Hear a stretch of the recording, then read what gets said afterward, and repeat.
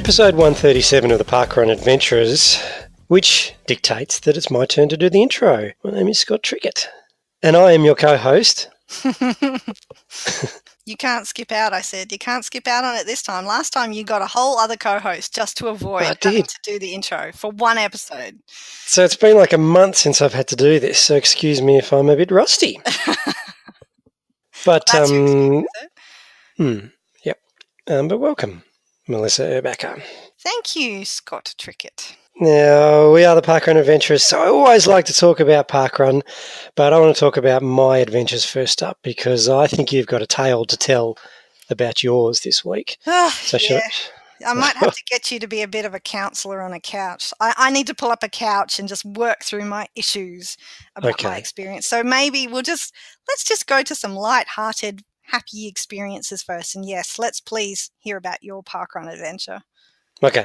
Well, I, as mentioned last week, I was heading back out to Point Cook. It's a parkrun I've been to a couple of times before, but haven't been for a number of years. And this was an event that started roughly around the same time that Westerfolds did, so it has a lot of similar history, been around for about 5 years, so they were doing their 250th event. So there was a lot of familiar feels going on out there. There was lots of people that were very familiar with each other. You could tell there were lots of members of local running clubs that were obviously have been created out of that parkrun event. We've got the Point Cook Runners.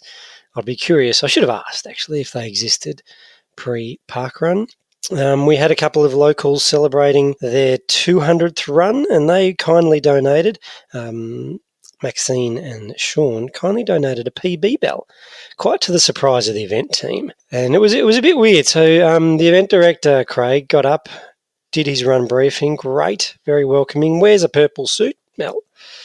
Gets in costume. All the time or just when? Yeah, I think just when he's run director, he dons the full purple or aubergine suit. I love it. Sounds awesome. Yeah, looks good, looks stylish, and you'd think it would be hard to pull it off. But kudos to Craig. He manages to do it. So does his pre-event brief. All good. And then Maxine and Sean get up and do a little speech. And I'm thinking, that's a bit, I'm not sure. It's not usual. It doesn't happen. Not sticking to script. Yeah. But they were really good. They just briefly said, we love parkrun. We love getting around. They're real parkrun adventurers. They've done every parkrun here in Victoria, so they're statesmen. And then they pulled out this bag and said, we want to donate this gift to parkrun, to Point Cook Parkrun, because it's our home and we've seen it at other events and it works really well. And so they'd made up this PB bell. That was all on brand, which was great. And it was a really nice touch. So I want to know about this bell. Is it one of those like counter ones that you ding, ding, ding, or is it one with a handle that you have to pick up and like shake? No. It's mounted on a bit of board, so it sits there on full display, and then you'd have to go over and give it a big ring. I didn't, because I didn't PB. Far out. That sounds like a very involved bell. Yeah, it's really nicely done. It was a nice touch. Yvonne and I continued our bad parenting behaviour. So Kasha has got a sore foot, but we made her do a kilometre out. And then, so I ran for 4 kilometres and then walked back the last kilometre with Kasha. So we did a sort of that tandem swap over. So Yvonne has still got a 4K park run. I got a 4K park run and a 1K walk on Saturday. Okay, she's got a sore foot. She did. She hurt herself at the Run for the Fireys, the event from previous week that the Westerfoldians won for the 4th time. Got all the trophies, yep. Even though there were no trophies? No. But did she hurt herself last week because she was trying to defend her title because she'd won her 8K? Yeah, she did. So she rolled her ankle. Oh. Yeah, she rolled her ankle early on. But as a true Westerfoldian warrior, still finished. She pushed on, finished. And we know we worked out. She did a 27-minute 5K at that event, which would absolutely obliterate her parkrun PB. And so I'm trying to work out, like, what is it that makes her run 27 minutes by herself in a fun run, but she can't get anywhere near 30 minutes at parkrun running with her parents? Because it's a race, Scotty. It is. It's a race. It's not a run. And parkrun's a run or a walk. Yeah. It's going to be interesting. So she's going to turn 11 next year. So she has the opportunity to run by herself. It's going to be interesting to see if she wants to. And if she does, she'll drop her mum. But she'll be nipping on my heels pretty soon, I imagine. And I can't wait. I can't wait for that. But we did have one fail. Okay. Mel. Remember, I'm trying to get my mother-in-law to come. Oh, no. Didn't come. Yeah. Well, so this is... why not? Well, she wasn't feeling well. Okay. But this is strike two. Well, I'm not going to say strike. That's a bit harsh. But we've made 2 attempts to come over to the west. And, yeah. Well, she went the first time, didn't she? She did, but she's missed the next 2. Oh, okay. So it's a work in progress, that. Look, those are still, I think, 1 in 3 isn't bad. So that was my parkrun day. Okay. How was yours? Well, it wasn't a parkrun day, as it turns out. It was where do I start, Scotty? Where do I start?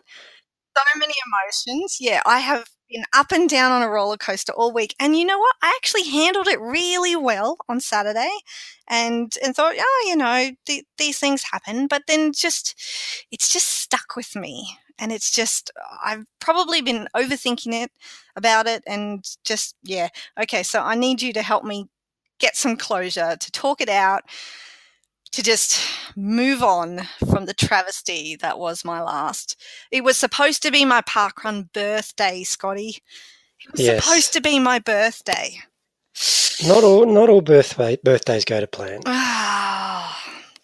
Sometimes they're just crap. So this is what happened. On Friday, we fly to Hobart from Queensland, and we stay the night in Hobart. There's a few different events in Hobart. There was talks about the fact that one of the events would be cancelled because of the access, like the actual road access getting there, the highway was being closed off due to bridge works. The government or whatever are building a new bridge. However, that got cancelled. The highway works got cancelled because of the forecasted high winds, like cyclonic sorts of high winds, where it was going to be too dangerous to operate the cranes to put the new pylons in or whatever they're doing for the bridge. So that got cancelled, which meant, yay, parkrun was back on. That should have been the indicator number one. The flight, even coming into Hobart for about the last 20 minutes of the flight, we had shocking turbulence. And it was all to do with those high winds, I imagine. I was physically sick by the time we landed. Wes didn't want to be on Adam's lap, so he had to be in my lap. And you know how when you think you're going to vomit, like your temperature rises and you get this extra saliva in the mouth and everything. And I was so hot, and then I've got this 10-kilo bag of heat just like clutching to me. And to stop him from having difficulties with the turbulence, I had to do this little him bouncing on my lap like he's riding a horse and sing him a song. And I was doing that for 20 minutes. And so I was overheating as well and just felt absolutely awful by the time we landed. And then, of course, gale force winds all throughout Hobart the night before. But we checked the website, we checked the Facebook page. Geeveston is a 50-minute drive south of Hobart, and they didn't seem to be having any of those sorts of issues down there. So they're like, yep, we're all good, we're going ahead, which was a relief because we thought, okay, well, maybe the weather isn't amazing up here. And the wind even kept us up during the night on the Friday night quite a bit. But we didn't have any trouble getting up early enough to go. Obviously, the event doesn't start till 9 a.m. down there, and we also had gained an hour from Queensland, or no, we hadn't. We lost an hour because we had to get up an hour earlier.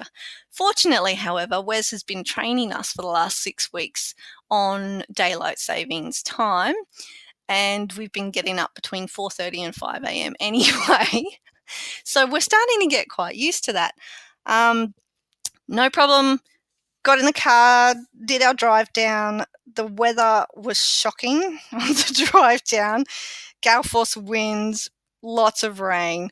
And we're like, it's going to be okay. It's going to be okay. Geeveston's 15 minutes away. It's, just the rain might stop in 5 minutes or 10 minutes. It might stop 5 minutes or 10 minutes away from Geefston. Rain itself doesn't usually stop a parkrun. It'll be fine. What we didn't do was actively check the Facebook page while we were in the car. Not sure how much of a difference it would have made, but when we arrived at Geefston, there were no flags. There were a couple of people over underneath a shelter. It actually, and I should point out that about 5 minutes outside of Geefston, the rain stopped and there was a rainbow and brilliant blue sky and everything was good with the world. We literally drove underneath the rainbow coming into town. So I was like, oh, this is okay. This is okay. We don't have to worry about the fact that we're bad parents and Wes hasn't got any kind of rainproof protection over the travel pram that we use. And I was thinking, oh, can I rip up one of those plastic shopping bags and drape it over his legs just to stop the water getting through his blanket, and all these sorts of MacGyver type things that you think, I'm not doing this run because it's bad weather and my son is going to get exposed to it. Turns out, taken out of my hands. The event was cancelled, which many of our listeners will already have been aware of because they may have seen my Strava Freedom Run on Saturday morning. We got there about 25 minutes before it was due to start, but we were still an hour away from the closest park run, so there was no chance we were going to get to another one. And other events in Hobart had already been cancelled anyway because they were having similar issues. Can't fault the team, can't blame the team at all. They cancelled because of safety concerns with the high winds. There's a lot, Geefston Parkrun runs along like a creek that's got a lot of very well established eucalypt trees, which are known for dropping very big, heavy branches in these sorts of circumstances. And so it was for the safety of the participants that they decided to cancel. They were very kind, though, and they still explained the course to us, and in amongst all their cautions to not do it, they still explained it. Myself and Adam and 3 other people, 2 of whom were from Queensland as well, and another gentleman who had driven down from Hobart. We all did a freedom run of the course. So, but no credit for me, no Compass Club for me. So I want to go back. So describe the feeling. You must be anticipating it on the drive down that this is not looking good. You arrive and it's deserted. There's no flags. Is your immediate thought to check your watch and curtail back to Hobart and try and make a park run there? No, not really, because we knew how far away we were, and we were actually told all the other events in Hobart had been cancelled. There were 2 that actually did go ahead, but yeah, trying to get back there, it would have been dangerous. I mean, you certainly couldn't speed. We would have got there too late. I'm not finishing courses in any kind of time at the moment where I would have potentially overtaken a tail walker. So if we'd started half an hour late somewhere else, there's no chance I would have caught the tail walker. So yeah, that didn't really enter my mind. It was the feeling with the driving down, because of the post on Friday night, and because I'm just, I think,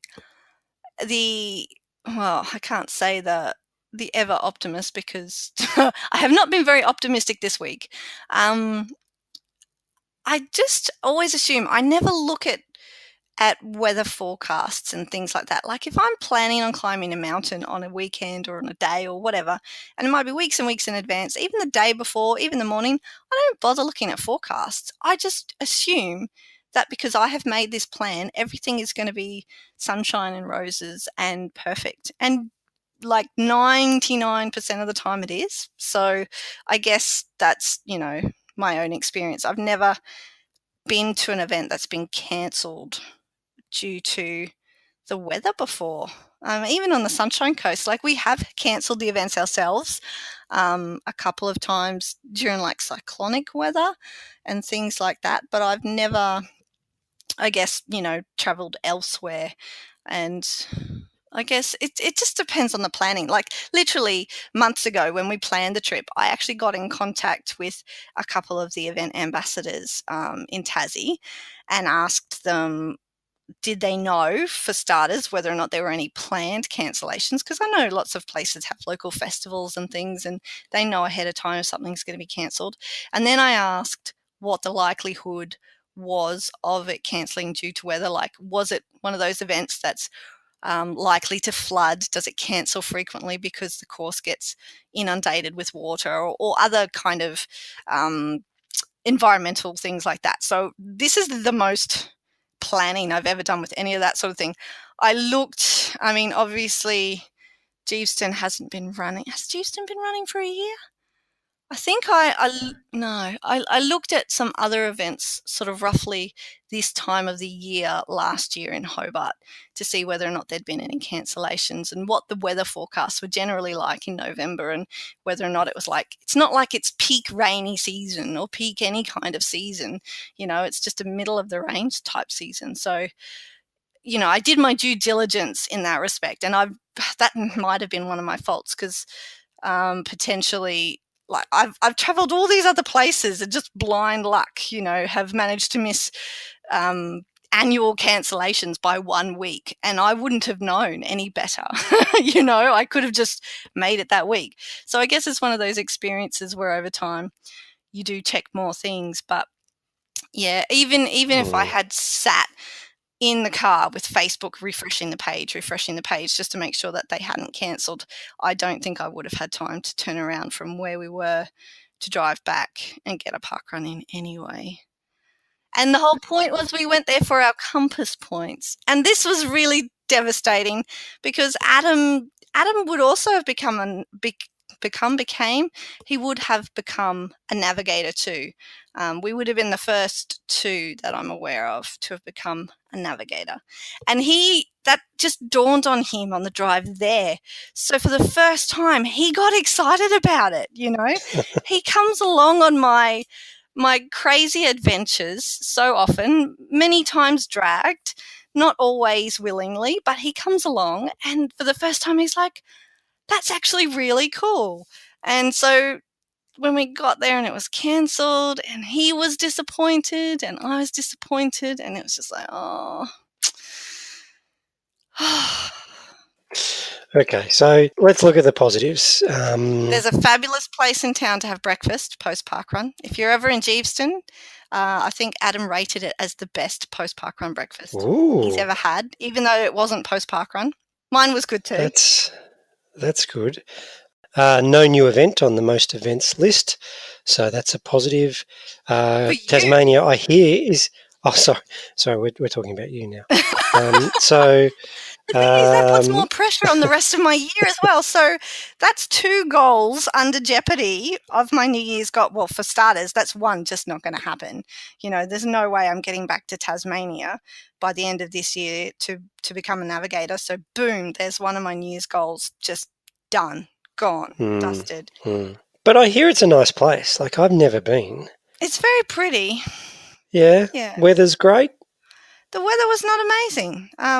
Okay. The only redeeming quality about the weather for the whole of the weekend that we were away is that it actually snowed on Mount Wellington.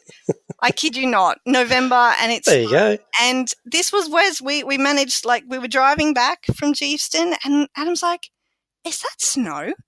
Is there white on top of Mount Wellington? Is that actual snow?" And I said, "I think it is." And so we decided to take a drive up just to check.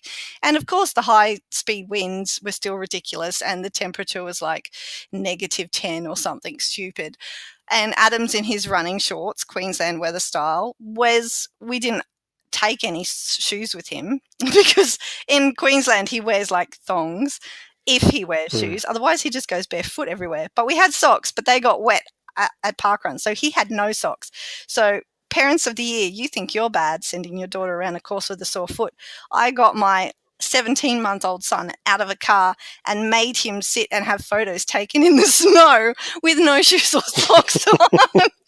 and nothing but a singlet T-shirt and hoodie and his shorts. So that's okay. Mel, he's not going to remember. If I know anything about my years of parenting, they don't remember this time. But you've always got the photo now. Yes. Well, look, and this is the one thing that, I told Adam, no, you and Wes stay in the car, because Adam said, how about I go build a snowman and then we'll all get out and we'll have a photo taken with the snowman. And I said, well, you can't do that because you're going to have to carry Wes. And you're going to have freezing hands. So I had to get out and build the little snowman to take the photo with so that Adam didn't freeze Wes. But Wes was not particularly happy about the situation. We got a slight smirky smile, I think, out of him in the photos. But okay. That was fun. It was fun. It was fun being crazy in the cold and making a snowman and taking a photo with our son. Okay. So that was probably the highlight of the weekend. Great. The flight back, was that good? Did you see a good movie? No, I'm reading a new book, actually. Ooh, why would you be reading a new book? Because we've got a bit of a special guest coming on the show next week who happens to write some book type things. And I'm reading some of his work at the moment. That's a good idea. Speaking of special guests, Mel, let's go to ours for this week. Thanks for that recap. How did I go as counselling? People tell me I'm a good listener. I didn't say much, so I was listening. You were listening. I don't know whether or not. Maybe I just feel better for talking about it. I don't know. I've got some learnings. Before we go to our special guest for this week, I've got some learnings, and that is check the Facebook page a lot. And another learning is maybe don't make it, I don't know, so important, because it felt like a really important weekend. I didn't even get cake for my birthday, Scotty. I went to the local bakery and none of the cakes were blowing my skirt up. So I was supposed to have one cake for me and one cake for Nicola, and happy birthday for last week, Nicola. I think your parkrun day was better than mine. Yeah. So, yes. Somebody mentioned maybe we should join a club. We should create a club for people who travel long distances and have their events cancelled. I don't think I know anyone who's going to want to be in that club. Hey, well, we know Schultze made it all the way to Doomadgee in the early days, and then they cancelled. Yeah, but he still got Cloncurry Parkrun in the next day. They cancelled the day before, so he had some notice. I think I outdo you, Schultze. You might on this occasion, Mel. Yes, but learnings, yes, just keep up to date with the Facebook pages. It might save you a lot of grief. We're always learning.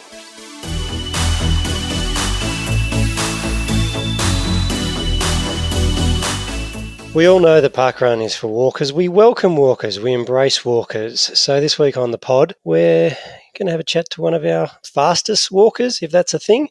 Welcome to the Parkrun Adventurers, Dane Bird-Smith. Hey, g'day guys. Yeah, good to be on here. It's usually known for my walking around the place, but touch up with a parkrun occasionally as well. We're going to get to that. So for our listeners who don't know who you are, you're our best. You're an Olympian. You've won a bronze medal at Rio. You're getting ready for your next event over in Portugal. Is that correct? Yeah. So, listing off the career. Bronze medal in the Rio Olympics, Commonwealth Games gold champ, gold medal, and Commonwealth record there. So, things have been going really well. And at the moment, I'm in a little bit of downtime, which is great. I've had some time to do a little bit of running before I head across to Portugal for 2 weeks, and that'll kind of wrap up the 2018 season for me. So as part of your training for the walking, you also run, or you just do that for your own, interest and enjoyment?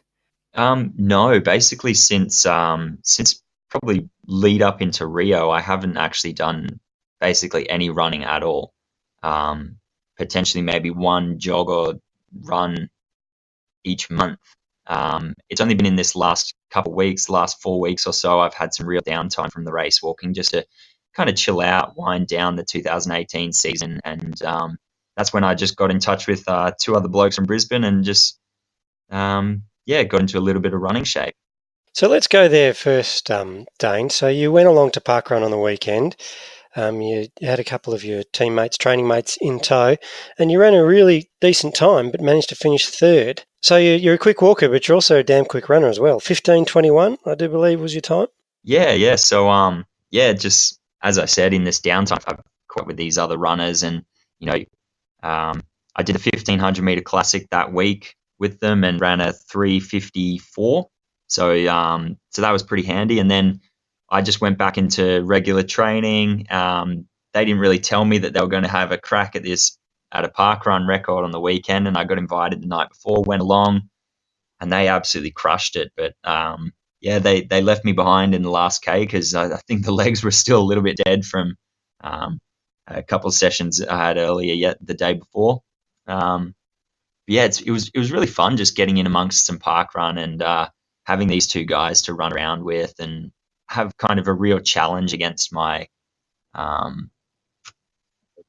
I can step onto the start line in anywhere in the world, and you know that in race walking I'm probably going to be 1, 2, or 3. Whereas I step on the line for a run, it's totally unknown. I've got no idea. It's really exciting.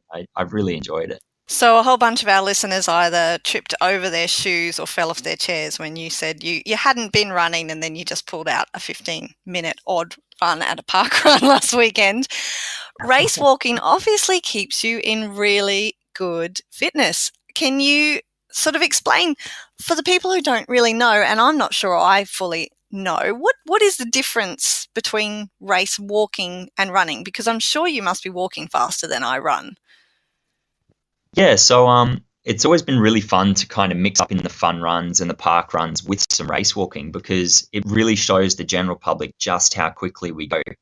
So obviously the technique with race walking is landing on a straight knee with your lead leg and landing that lead leg before the trail leg comes off the ground. So kind of keeping that contact phase. Obviously this is judged by judges throughout the race. There's no judges in a park run, but I can say that I think it was at the start of 2018, I did a park run up in Mooloolaba, and I actually race walked it, and I walked an 18:46 for the 5K. So it was pretty quick as well, and I took out a lot of runners that day. You could say maybe I wasn't so welcome to come back to that park run as a race walk, but but it was really good fun, and it's something that really kind of boggles the mind when you see just how fast I can go. It's sub 4-minute Ks at over a 5K distance. It's maybe 3:55s, 3:52s. It's pretty quick. Did you win on that occasion, Dane? Oh, no. There were a handful of really, really good runners there. They all ran, around 15 minutes. I think Triathlon Australia was there as well. Managed to scalp 1 or 2 of the female triathletes, which was pretty good. And otherwise I think I finished about 11th. Yeah. Oh, wow.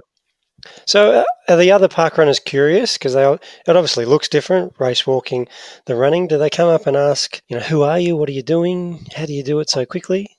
Yeah, 100%. I mean, I think what's been so great about having the Commonwealth Games in Gold Coast was that it raised the profile of my event. And a lot of people saw me, and now they see me out training along Coronation Drive along Brisbane.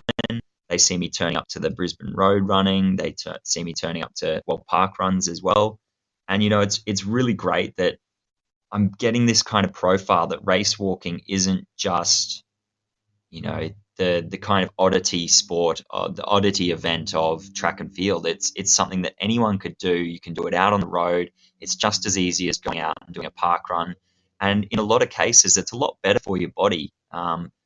All those people out there run with their busted up knees, hips, or ankles. Race walking could be that alternative without the body impact of, when you run and you have a stride that's got some air time, you land a lot heavier, and race walking takes a lot of that out, but it keeps your cardio and your fitness up. So how does one get into race walking? I do appreciate that you've got a little bit of a family history with the event, but that can't be the only way that people sort of really get interested.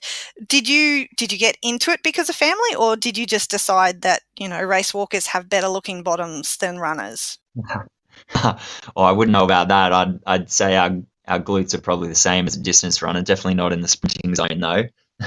But No, I got into race walking when I was in high school. It was I was always one of those guys who I used to take the mickey out of it when my dad was doing it and when he had his squad.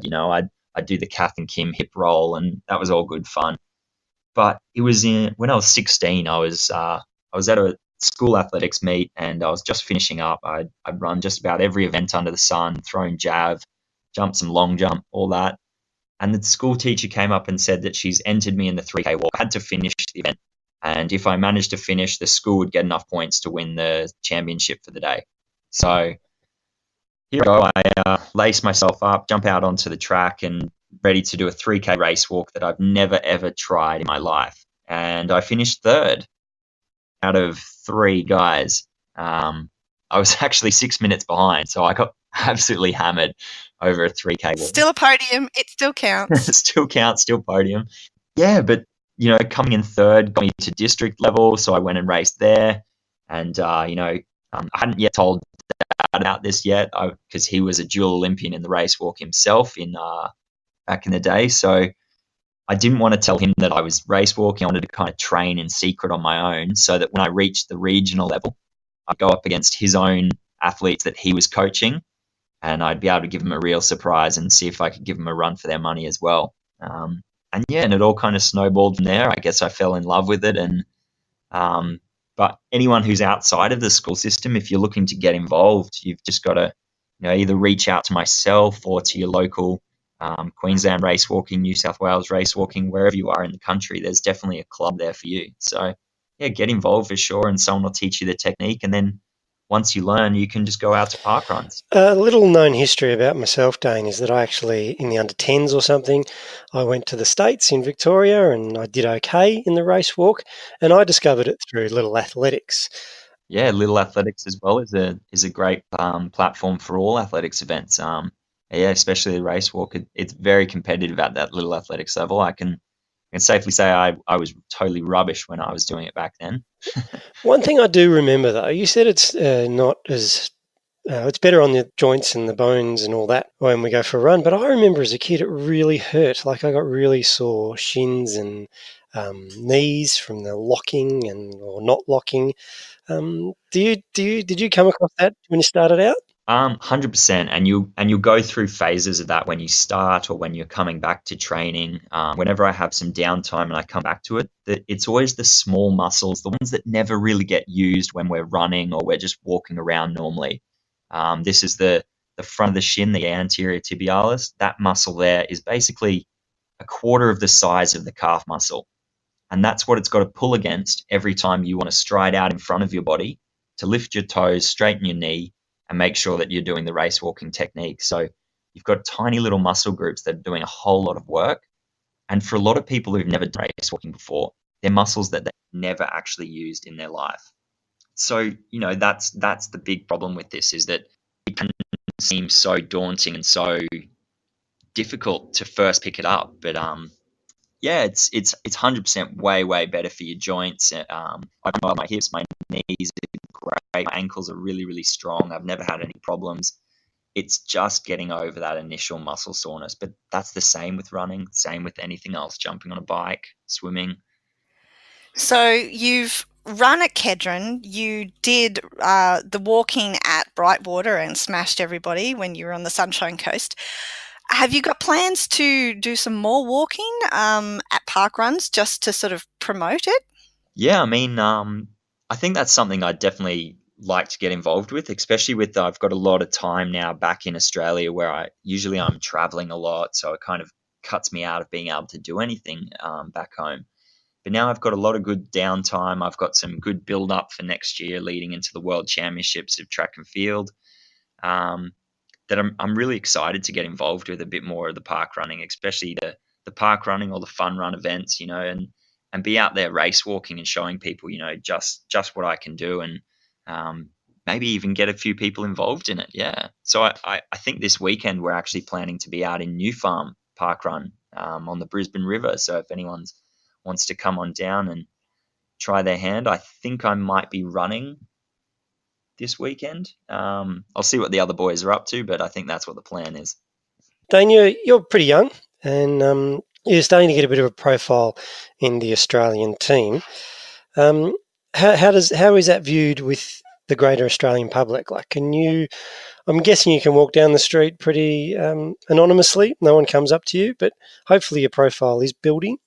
Yeah, I mean, I guess when you're in your day-to-day clothes, yeah, a lot of people probably, unless they're involved in some kind of athletics or running, wouldn't recognize me. But a lot of the school kids, a lot of the school kids around Brisbane, they're all really, really behind it. I did a lot of visits around to there, just trying to get them kind of inspired by the whole Commonwealth Games that was coming up, get them involved in athletics or any sports. I'll be doing the same thing leading up to the Olympic Games in Tokyo 2020. So, yeah, I think that's where a lot of like the fan base is those younger kids, those ones that we can really inspire and motivate to get involved with track and field or athletics or just running. But yeah, I guess if I'm just walking down the street normally, no one would notice. But if I'm into my race walking technique, going down Corrie Drive or out for a train around University of Queensland, that yeah, definitely everyone will can pick it straight away. And I'm usually one of the only race walkers out there in Brisbane going that quick, so it's pretty easy to tell. Do you ever just pull the race walking out when you're late for a meeting or something like that, and you're just like trying to get through the crowds? Oh, for sure. You can always do that for a little bit of fun. Getting down the shopping aisles pretty quickly. I do it to my wife sometimes in the shopping centre. It's always fun just to leave her behind and chuck a few strides in race walking and catch you later. I'll see you down at the other end. Awesome. Now, I actually want to know a little bit more about the different distances because, you can probably, I'm assuming you can race walk at any normal fun run, but they might not have a separate division for what you're doing. So you'd be effectively participating against the runners. But there's multiple distances as well. It's not all just short form or anything like that. What do you feel most comfortable with, Dane? Yeah, look, 100%. I mean, I do a lot of fun run events throughout the year. I've done the Bridge to Brisbane a few times. I was actually a pace setter for the Bridge to Brisbane. I wore the 40-minute balloons and paced everyone round for that and finished 96th, I think. I really enjoy the 10K. The 5K is really good. It's nice and short and quick, but the 10K is, you get into a bit of a better stride, really get into a rhythm.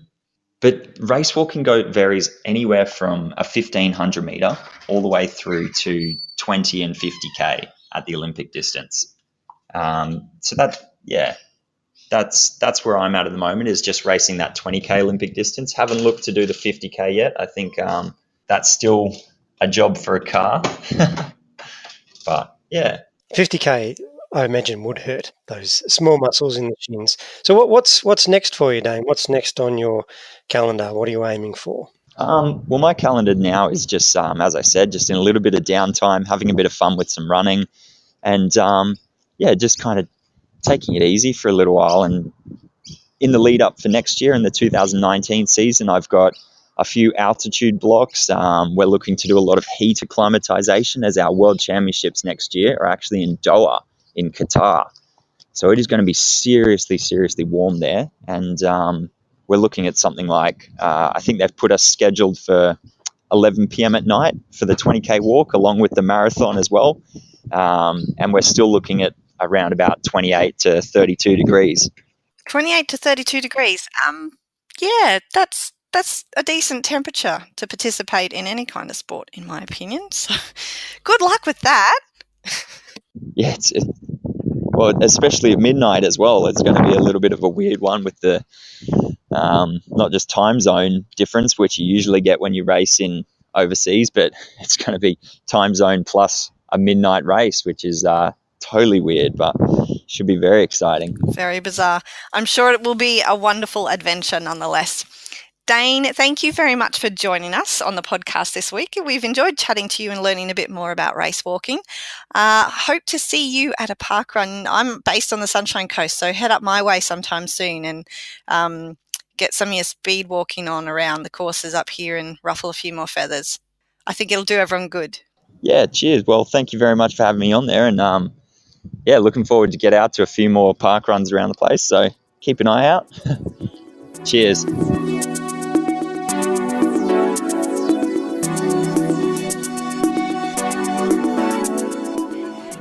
morning, Parkrun Adventurers. It's Melissa here, and this morning I'm coming to you from Kahuna Parkrun in northern Victoria. I think Kahuna might be our most northern parkrun at the moment, and it's in farming territory, and we've got the Kahuna Festival going this weekend. And I've got with me Cheryl. Hi, Cheryl. Hi, Mel. Cheryl, tell us why you are here at Kahuna today dressed like a pirate. Well, today I will be running my 7th C for the Pirate Challenge. I have completed 6 C's already and Rosebud for my R. And so today I become a pirate. Oh, congratulations. Thank you. And there's a group of people here with you. Yes, we are camping together. And we celebrated Paul's birthday yesterday, and we are going to run Kahuna today and have a good time together. Yes, brilliant. Are you going to be spending a bit of time looking around the town?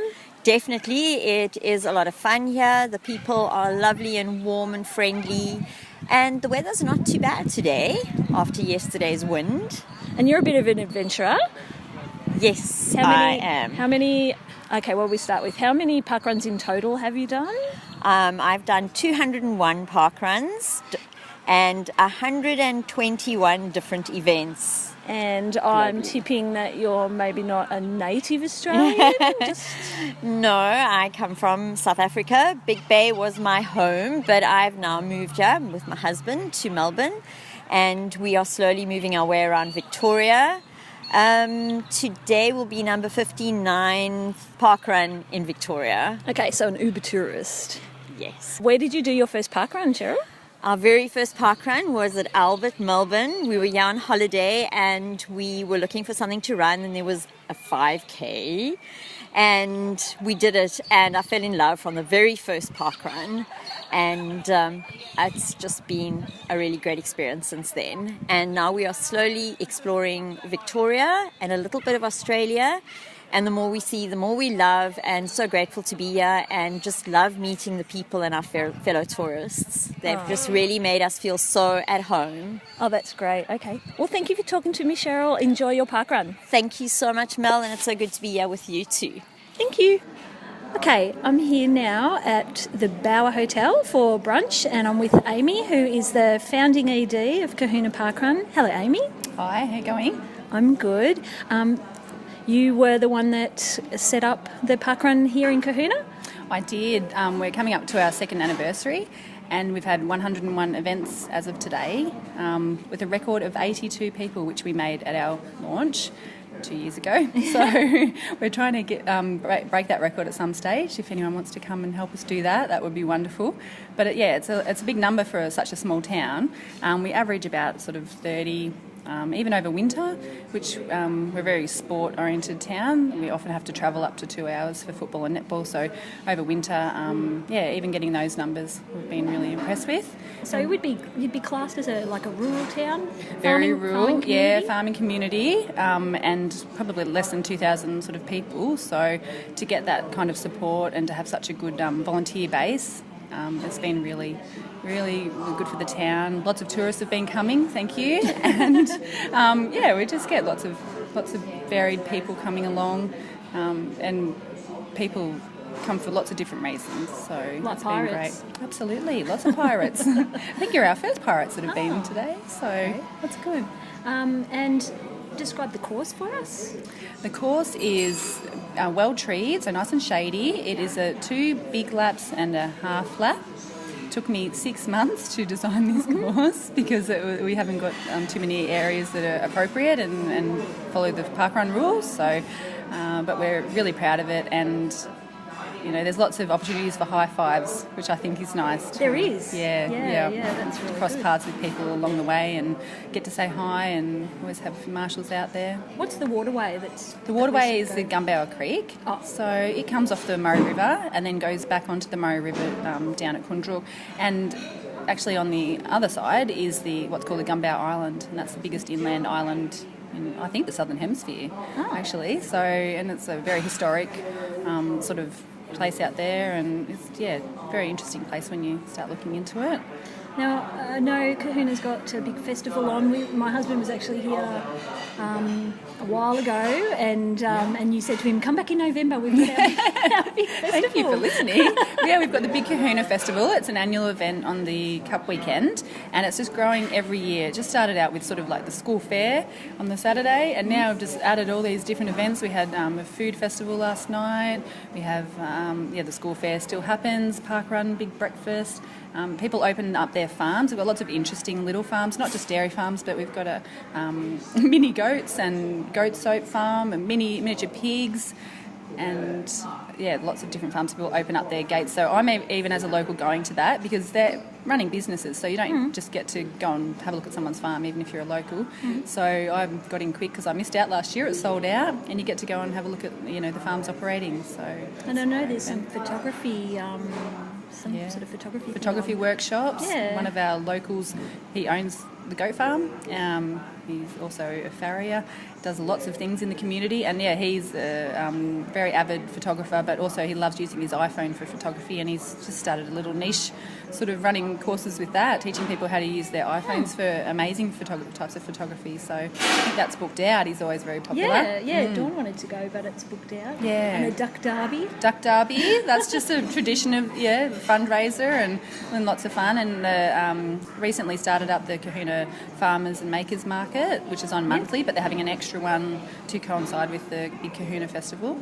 That's become really popular and a really focal point of the town once a month now. So I think that's the great thing about parkrun tourism. You pick a place where you've never been before, and they got like a festival today, and you can come and really get to know what the community's about. Absolutely. See Victoria or see Australia or see the world. That's right. Even if they're little towns, they have a lot to offer. If you look at Kahuna on the map of Victoria, it might not look that special, but you get here and it's absolutely beautiful, lovely people, and plenty to do, especially on a weekend that has lots of events on. And how did you come to know about parkrun?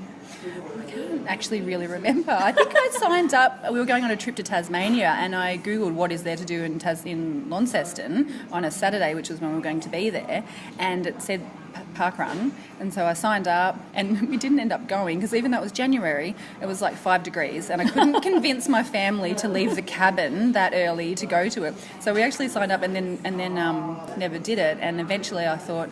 I went to the Bendigo one and just checked it out, and I thought, this is good. We need this in Kahuna. It'd be really good for our town. And there was no parkruns pretty much north of Bendigo at that point. So because you launched before Echuca. We launched before Echuca, yes. Yeah. So that was. I did it really for selfish reasons because I wanted to see it in the town, but it's been so much more than what I imagined, actually. That's wonderful. Well, thank you for starting parkrun in Kahuna. Yeah, no worries. Thanks for coming. Oh, and thanks for talking to me today. No worries. Thank you. Okay, bye. Howdy parkrunners, it's Toc reporting in for the Channel 5 News crew. I'm down at the lovely Coonawarra, one of my favourite courses. I'm here with the lovely Eb, the event director for Cooney. It's the first anniversary today, Eb, and we've had a really big day. It is, Toc. So happy to be celebrating our first birthday at Coonawarra.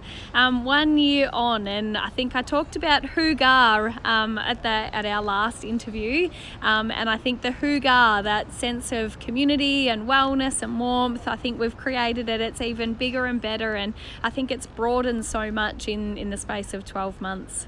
I think it has, Eb, and have a look around at your volunteer base. You've built up a really good team around you. There's just great numbers of people wanting to put their hand up to help, and just as I said, the course is lovely. Everything really works well. Your numbers today, they were pretty big again. Yeah, 163 this morning, Toc.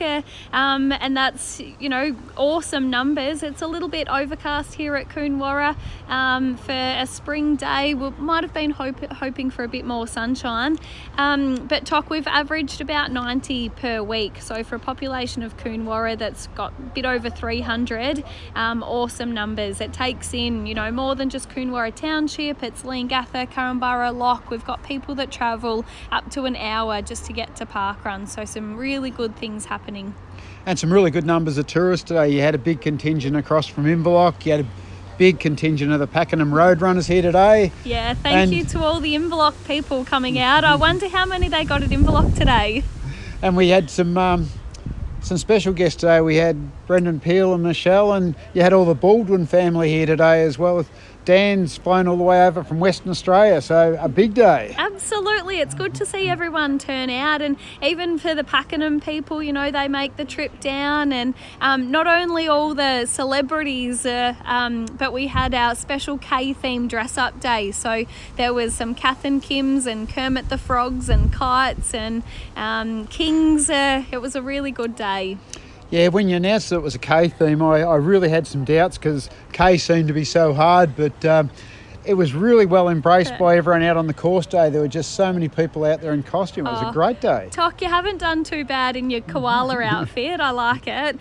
I did say that there's two types of people in this world. People that spend weeks and weeks preparing outfits, and then people that wake up on the morning and open up their wardrobe, and that's what I've done. People have just realised that I'm decked head to toe in the colour khaki. Well, khaki starts with a K, so you're right on point with your theme. It does. Even the ribbon in the hair's got the khaki in it. You've noticed. Someone that's noticed the ribbon. All right, well, look, it's been a fantastic year at Cooney. We're looking forward to going onwards and upwards. Yeah, and, well done. Here's to another year or plus. Thank you, Tok. Cheers.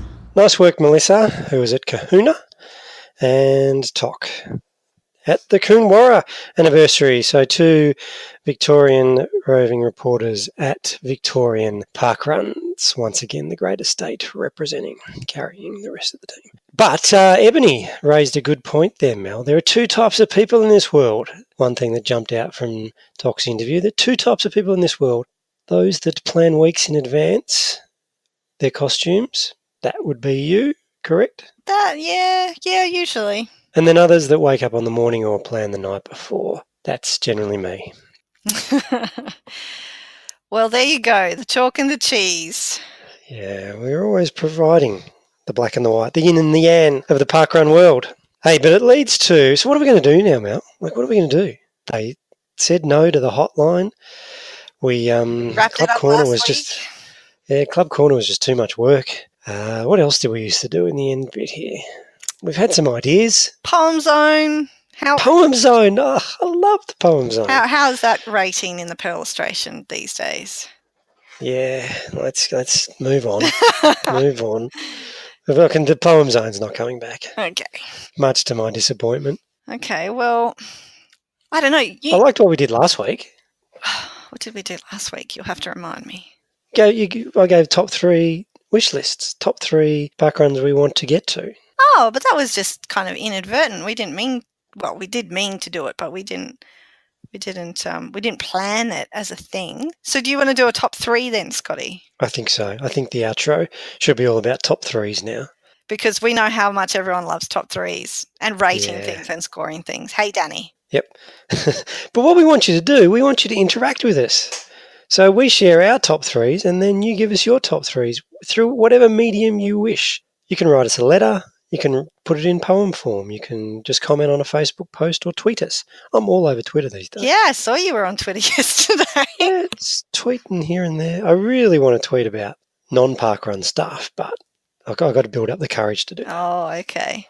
To have an identity outside of parkrun. Yeah. Oh. Yeah. Meet the real Scott Trickett. So can I lead us off here with something, and I didn't mention it in my recap of my visit to Point Cook, but one thing I did on Saturday is, now I'm going to sound a bit corporate, and I'm not. This is just a genuine parkrun experience for me that I really enjoyed. So the Athlete's Foot, who are our national partner, are visiting parkruns around the country at the moment, and they're doing wear testing. So do you know what wear testing is, Mel? I do, because I'm in the know, but you might want to explain it to the people who won't know. So like walk 2 metres up and 2 metres back, and then that's got to determine your opinion whether these shoes can run for 800 kilometres and support you and do everything that you need out of a pair of shoes, which is ridiculous. And even the idea, there are some fancy running shoe stores that get you to go on a treadmill, but really, you just, how many people actually run on a treadmill? And even then, you only run for maybe a minute at a time, and we're supposed to analyse everything. This way, you get to run 5K in the pair of shoes. And I did. And I tried on a really expensive pair of shoes that I would never want to buy because they're really expensive and I would want to know if they could work if I was going to spend that much amount of money. So I tried on some On Clouds. Okay. And it was great. But what I did notice is that not many people were going up to the guys at the Athlete's Foot. They had all these shoes, but I think it was that, we're a bit unsure. We don't know what's going on. We don't know what a wear test is. Can we just go and pick a pair of shoes and wear them? So I'm saying to all our parkrun adventurers, if you see the Athlete's Foot at a parkrun and they've got shoes out, put them on. Try them out. For 1 week only, try on a different pair of shoes.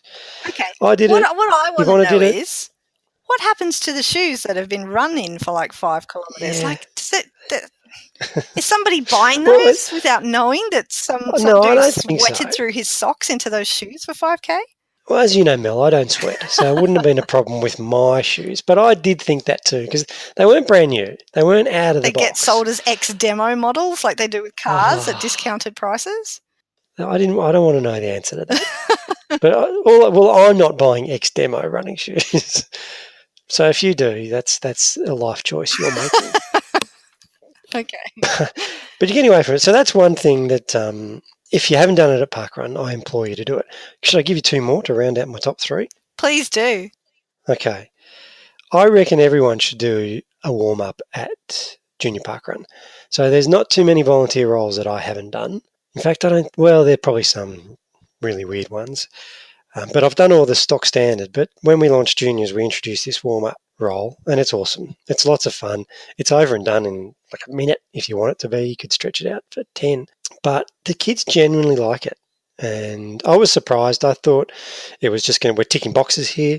We're doing it to get the kids warmed up, blah, blah, blah. But no, the kids really enjoy the warm-up, and I enjoy it. So there's a lot of give and take. Do you enjoy it because you just get to be like a big kid doing silly things to make them laugh and stuff?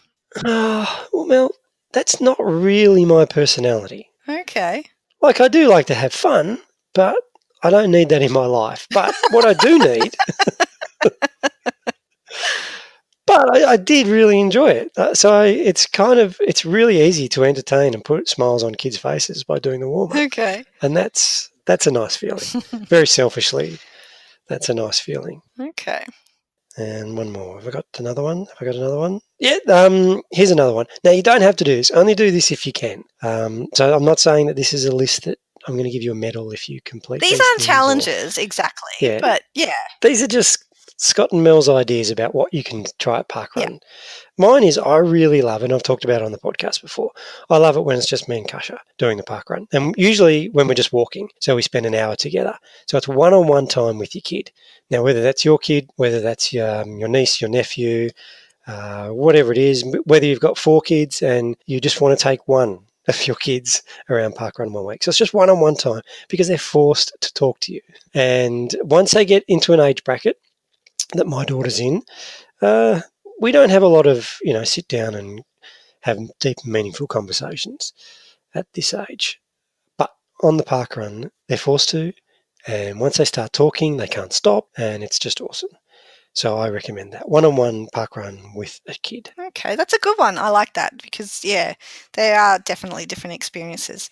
However, I would reiterate, don't just grab some random child. No. No. Probably better that you already have some sort of relationship with that child first. Yeah, so you'll get there in a few more years. You've got to wait a few more years for Wes. I mean, he's not talking yet, is he?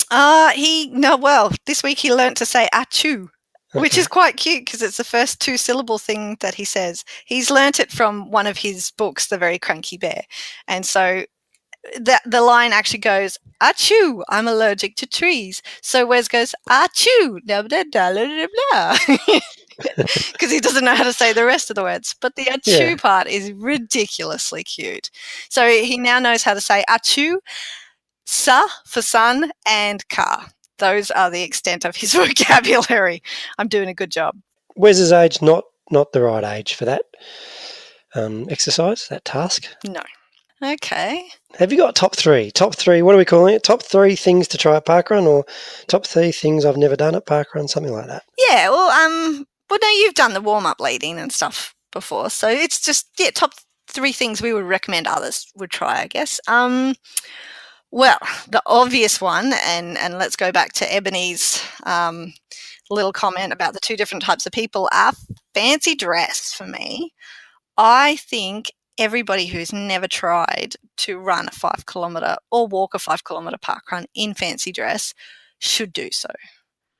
That's one of the must-have experiences of a parkrun journey, in my opinion. So sell it to me, Mel. Sell it to me. So I reckon everyone who's listening who has wanted to would have done it already. So you're talking to those that don't want to do it. So tell us why we should. Because, well, as a starting point, I guess the people who haven't done it haven't done so because they don't feel comfortable. It's outside of their comfort zone. So for that reason alone, challenging yourself to do something that's not you, that isn't what you would normally do, it can be really exciting, and it can be really satisfying and enjoyable after you've done it, to sort of push yourself beyond the normal limits of what you would do. And then secondly, it can be very liberating to be in fancy dress, depending on the style of fancy dress. The amount of joy that you would bring to other people, especially if it's just a random weekend. It doesn't have to be an anniversary. It doesn't have to be Halloween or Christmas or any other excuse that people come up with for dressing up. Just show up at random in an outfit. You will get more cheers on the course, more high fives, more people yelling out to you and encouragement than you ever would have expected, and certainly than you would have got not in fancy dress. And you will put smiles on faces of people that aren't with parkrun, just other randoms out on the course, who will be like, there was some nutter today going for a walk or running around in a Spider-Man outfit. I have no idea why, but it brightened my morning because that was an experience they had. So it's less about the person who's getting dressed up and more about the impact they'll have on others. Can I give you a pro tip for those who are on the fence or they're worried about people looking at them? Wear the mask. Yes. If you've got the Spider-Man outfit, put the mask over your head so they don't know who it is. Exactly. That's where the liberating part comes in, because you can take on a whole other persona and you can be silly or weird or funny and almost no repercussions because people don't necessarily know who you were. Okay, that's good. I still reckon there's guys out there. It's mainly guys who are shaking their heads and going, no, never. But if I get one person to try fancy dress at parkrun who never has before, my mission is complete. Okay, for those miserable old blokes, move on to the next one. Yeah? Okay, the next one, this is a little bit of something that I like to try to do from time to time. Negative splits. So you don't have to race the entire run. You don't have to be going all out, killing yourself to get a PB. But I always enjoy getting negative splits because there's something really satisfying about every kilometre being faster than the one before. Getting faster. Yeah. Yeah. So it's good. I did it on Saturday. My 4Ks were all negative split. Yeah, on my freedom run, I thought I had done it, and I rechecked it when I looked at it later, and I hadn't because I'd gone out too fast in the first kilometre. So that's my pro tip.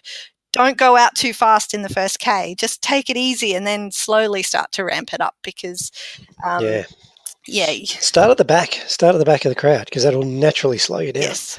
So your first K is way off. Yeah, but it is just, I don't know what it is, whether or not it's just I felt powerful by the end kind of thing because I pushed it harder and harder as I went along when I guess technically your body should be getting more fatigued, yet you were going faster. So, yeah, it might be some sort of, I don't know, mental thing about, I'm not using my words very well here. Help me out here, Scotty. Okay. Hey, let's move on to the next one because can I guess it? You could try. I reckon you want to try race walking a parkrun. No, though. I mean, well, no. That'd be cool. Though. I would like to try race walking, me personally. However, it's not something I'd recommend to other people because I've never done it before. So okay. I can't very well sort of say you should definitely do this because your life will be changed forever. But okay, yes, that's a bonus personally, one. I would that's like. A bonus one. I would like to try race walking after our chat with Dane. Just because I think the same thing for the fancy dress. People watching me race walk would bring a lot of people joy because it would be hilarious. Exactly. So give us your third one then. Well, no, before we move on from the race walking, I would like to put a challenge out there that anyone who wants to get video footage of themselves trying to race walk, send it in to us, because I want to see that.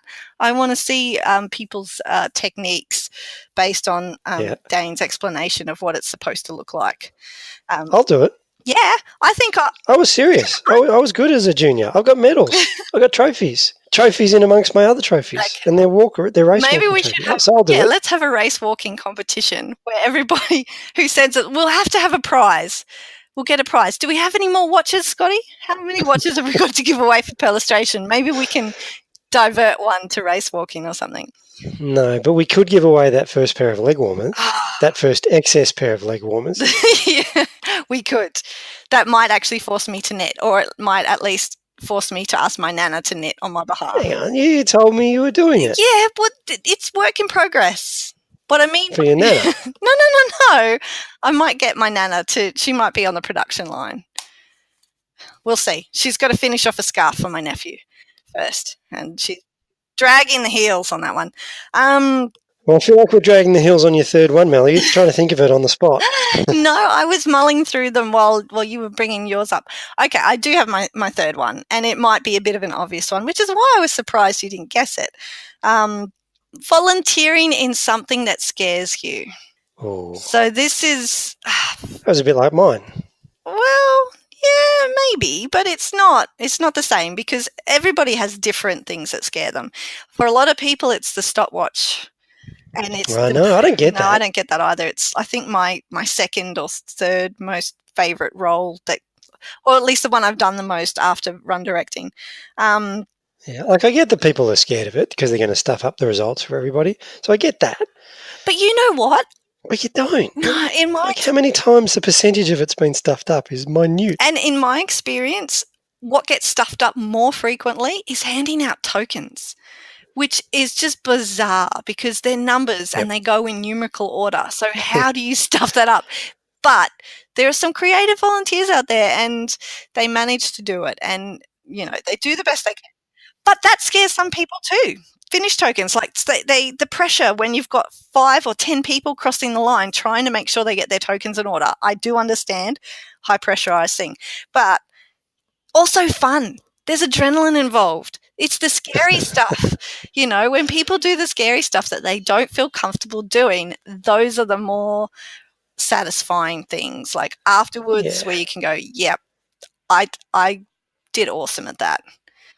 I kicked that job's ass.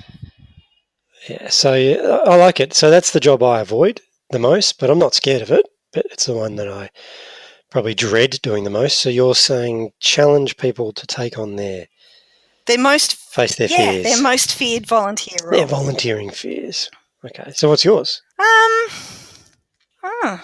don't know. I'm not really scared of any of the roles. What roles are there? Maybe lead bike. Lead bike, I was going to say. Just because I probably am not... What about 20-minute pacer? Yeah. How'd you go with that?